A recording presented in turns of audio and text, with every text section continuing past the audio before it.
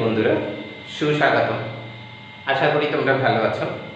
আজকের যে বিষয় নিয়ে আমরা আলোচনা করতে যাচ্ছি সে হলো ষষ্ঠ শ্রেণীর 167 পৃষ্ঠার 5 নাম্বার বিয়োগ, প্রথম রাশি থেকে দ্বিতীয় রাশি বিয়োগ করা। তোমরা তোমাদের বইতে দেখে থাকবে, এই যে বিয়োগটা দেওয়া আছে এটা আজকে করতে যাব। বিয়োগ করার পদ্ধতি হচ্ছে তিনটাই বলা যায়। একটা হলো সামনে সামনে বিয়োগ করা, একটা হলো নিচে নিচে নিয়ে বিয়োগ করা।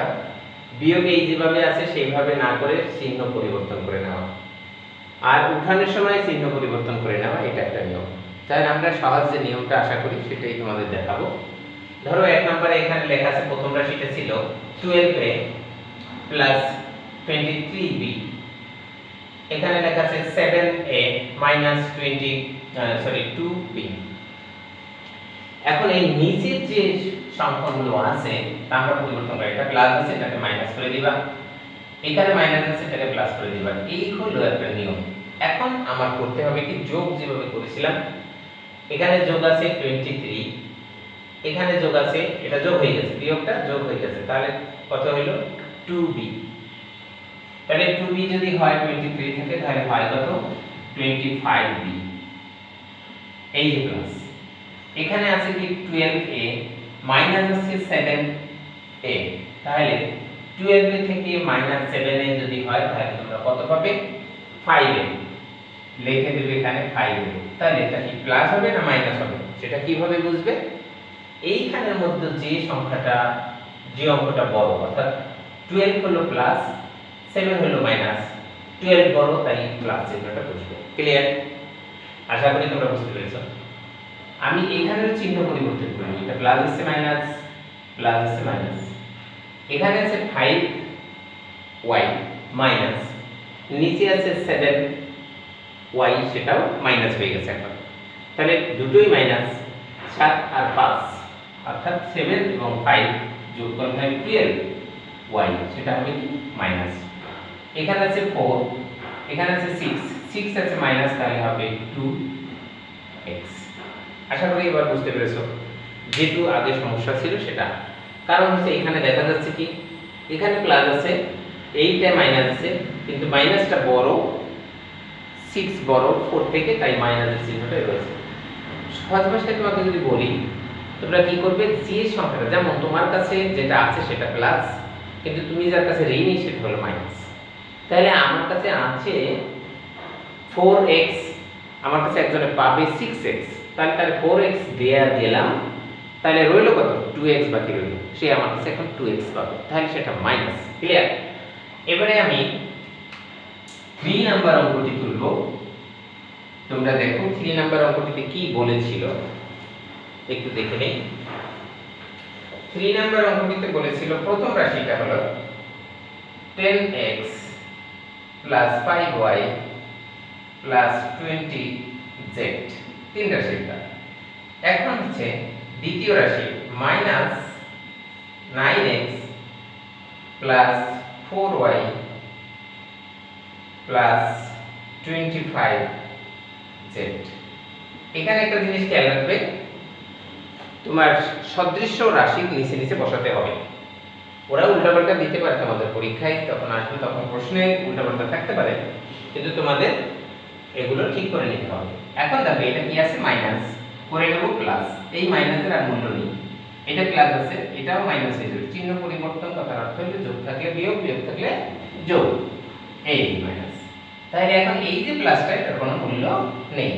এটাকে তোমরা উঠানোর সময় চেঞ্জ করে উঠাতে পারো। একটা অঙ্কের পরের অঙ্কটা তোমাদেরকে দেখাই দেব, সেটা এটা পদ্ধতি। আচ্ছা, এখন মাইনাস হইতে 25 প্লাস হচ্ছে 20, তাহলে থাকে কি মাইনাস 5z। বুঝতে পেরেছো? এখানে মাইনাস এত, এখানে প্লাস এত, তাহলে হবে প্লাস y, অর্থাৎ 5 থেকে 4 বাদ গেল, তাহলে থাকলো কত 1।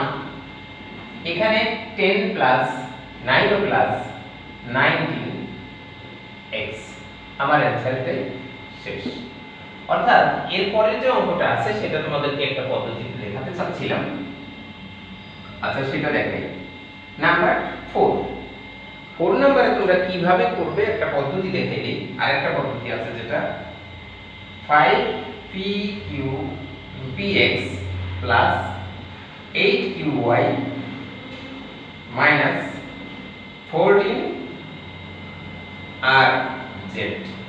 প্রথম রাশির কোনো পরিবর্তন হয়নি, সুন্দর করে লিখে নিলাম। এই নিয়মটাই হয়েছে এখানে যে জিনিসটা থাকবে তার বিপরীত করে উঠানো। প্রথমটাই আছে মাইনাস 11 qy, qy কোনখানে আছে এখানে, এটা আছে মাইনাস, তুমি লিখবে প্লাস, আগে চেঞ্জ করে নেওয়া 11 qy। একটি শেষ।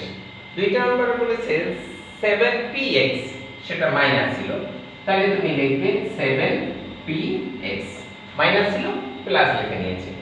পরেরটা আছে 9crz, এটা কারোর সাথে মিলতেছে না, তাহলে তোমাকে লিখতে হবে এখানে প্লাস আছে মাইনাস 9crz, তাহলে এইটা কিন্তু এখানে বসে যায়। তাহলে আমি এখানে crz দূরে বসাই দিলাম। কি আছে 9crz। প্রকৃতপক্ষে এইখানে হয়তো আমি তোমাদের দেখাই দিচ্ছি তোমার বইতে আছে বলে, কিন্তু এইখানে হয়তো তারা মিস করেছে, করতে পারে নাও করতে পারে, ঠিক নেই। তাহলে এখন আমি এটা কি করব, এটার সাথে মিলে নাই, তাই সেটাকে সরাই নিয়েছি, এটা প্লাস ছিল মাইনাস হয়েছে। এবার কিন্তু এইভাবে চিহ্ন পরিবর্তন করতে হবে না, এই হলো নিয়ম, কারণ আমি আগেই চিহ্ন পরিবর্তন করে নিয়েছি। ক্লিয়ার? তোমরা আশা করি বুঝতে পেরেছো। এইখানে আগেই চিহ্ন পরিবর্তন করে লিখে দিয়েছি, এবং যেটা সদৃশ্য মেলেনি, যেমন এখানে আছে rz, এখানে আছে crz, তাই এটার সাথে এটা মেলেনি, তাই এটাকে সাইডে নিয়ে গেছি। ডান পাশে অথবা বাম পাশে তোমাদের খুশি মতো তোমরা নিয়ে নেবে, ডান পাশে নেওয়াই ভালো, এখান থেকে বাম পাশে নিতে গেলে প্রবলেম নেই। ক্লিয়ার? এবার দেখো এটাতে কোনো কিছু পরিবর্তন হচ্ছে না, 9crz বইতে যেভাবে আছে সেভাবে লিখতেছি, এটার কোনো পরিবর্তন হচ্ছে না, 40rz, কিন্তু এখানে হবে, কিন্তু আমি যেটা বুঝি সেটা হবে কি, কিন্তু এটা লেখা যাবে না, প্রশ্নে যেভাবে আছে সেভাবে লেখা উচিত। এরপরে এই দুইটাকে প্লাস করি, হয় কত 19qy, সেভাবে প্লাস, দুইটাই প্লাস, 7 আর 5 যোগ করলে হয় 12px। আশা করি তোমরা অঙ্কটি বুঝতে পেরেছো, এটাই অ্যানসার। ক্লিয়ার? তাহলে তোমরা বুঝতে পেরেছো অঙ্কটিকে কিভাবে করতে হবে। আচ্ছা, এরপরে 5 নাম্বার অঙ্কটি আছে, সেই 5 নাম্বার অঙ্কটি আমি করতে যাব। আশা করি একটু মুছে নেই, তোমরা এটা বুঝতে পেরেছো। আমি তোমাদেরকে আবারও দেখিয়ে দিচ্ছি যে এটা কিভাবে হবে। যদি তোমরা বুঝো তাহলে অবশ্যই অন্যদের বোঝার সুযোগ করে দেওয়ার জন্য চ্যানেলটিকে লাইক, কমেন্ট এবং শেয়ার করবে, সাবস্ক্রাইব করতে ভুলবে না। যারা যারা সাবস্ক্রাইব করেছে তাদেরকে আমার পক্ষ থেকে ধন্যবাদ জানাই। আমি এরপরে তোমাদের যেটা 5 নাম্বার, সেই অঙ্কটিকে এখানে করাই দিচ্ছি। 5 নাম্বারটা দেখো, তোমরা ওই পদ্ধতিতে যদি তোমাদের ভালো না লাগে তাহলে এই পদ্ধতিতে পাবে, x - 5y + 30z। এখন যদি এই পদ্ধতিটা করি, এই পদ্ধতিতে কি ছিল, আমি যেরকমের আছে সেখানে দেখ, প্রথম আছে কি 15z, z কোথায় আছে এখানে, তাহলে এইখানে লিখে দেব 15z। চিহ্ন পরিবর্তন যদি না করি, যেভাবে আছে সেভাবে লিখে দিই, তাহলে পরে চিহ্ন পরিবর্তন হবে। এখানে আছে 4x, এখানে আছে -9y। এইভাবে উঠে আমরা কি করেছিলাম, চিহ্ন পরিবর্তন করেছিলাম। এখানে আছে কি প্লাস, এটা মাইনাস দেব, এটা মাইনাস আছে, প্লাস দেব, এটা মাইনাস করে। এটা আমার কাছে মনে হয় যে ভালো, কারণ ওইভাবে উঠাতে যেয়ে যদি কোনো রকম একটু হেল্প হয় অঙ্কটা হবে না। তাহলে এখান থেকে এটা মাইনাস দিলেও 15 থাকে, 30 থেকে যদি 15 বাদ যায় তাহলে কি থাকে এটা, তাহলে সেই চিহ্নটা কি প্লাস, এটা প্লাস, এটা মাইনাস, তাহলে থাকতেছে 4y, এটাও থাকবে প্লাস, 20 প্লাস 4 মাইনাস, তাহলে এখানেও থাকবে প্লাস 16। ব্যাস, এখানে এই উত্তর। আশা করি তোমরা ভালোভাবে অঙ্কটি বুঝতে পেরেছো। যদি বুঝতে পারো আমাদের বোঝার সুযোগ করে দেওয়ার জন্য কি করবে, লাইক, কমেন্ট, শেয়ার করবে, সাবস্ক্রাইব করতে ভুলবে না। আচ্ছা বন্ধুরা, আমি প্রতিদিনই তোমাদের একটি কথা বলে দেই, সেটা হলো সুস্থতাই সুখের মূল, তাই না? মানে সুস্থ দেহ, প্রশান্ত মন, কর্মব্যস্ত সুখী জীবন।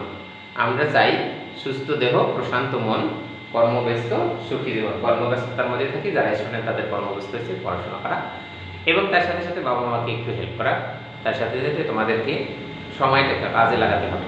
যদি মোবাইলের যুগ হয়েছে, তোমরা সবাই মোবাইল নিয়ে বসে থাকো, তাহলে তোমাদের জীবনের বড় ধরনের ক্ষতি হবে। তাই মোবাইল নিয়ে বসে থাকো না, প্রয়োজনে যে জিনিসটা তোমার দরকার সেটাই তুমি দেখে নাও, কিন্তু অপ্রাসঙ্গিক জিনিস দেখতে গেলে তোমাদের ক্ষতি হবে, সময় নষ্ট হবে, সেদিকে খেয়াল রাখবে। সবাই ভালো থাকবে, গুড বাই।